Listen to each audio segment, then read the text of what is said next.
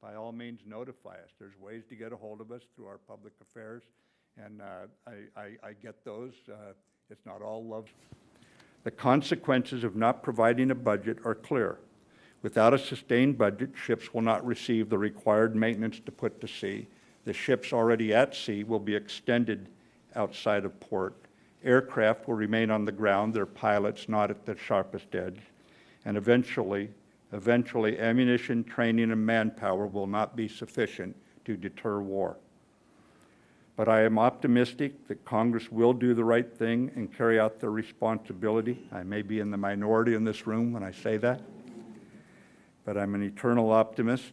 And as Senator Reid said last November, we need bipartisan investment in our troops to enhance military readiness and help us meet evolving national security challenges. Stand ready right now as we're all sitting here enjoying freedoms we somewhat, even I, take for granted. Under our Constitution, it is Congress that has the authority to raise armies and to maintain navies. Yet as I stand here this morning watching the news, as we all are, from Capitol Hill, we're on the verge of a government shutdown or, at best, yet another debilitating continuing resolution. We need Congress back in the driver's seat of budget decisions, not in the spectator seat of Budget Control Act's indiscriminate and automatic cuts. We need a budget, and we need budget predictability if we're to sustain our military's primacy. Capabilities are what does the force bring? And you look at every capability in a force.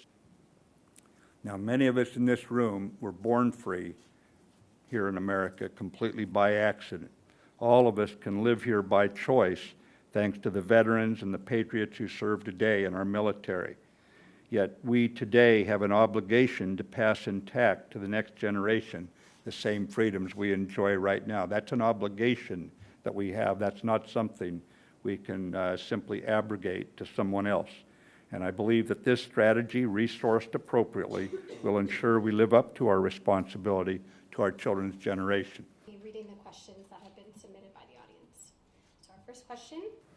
Let me be clear. As hard as the last 16 years have been on our military, no enemy in the field has done more to harm the readiness of the U.S. military than the combined impact of the Budget Control Act's defense spending cuts, worsened by us operating in 9 of the last 10 years under continuing resolutions, wasting copious amounts of precious taxpayer dollars. I tell you, this is our raucous democracy, and our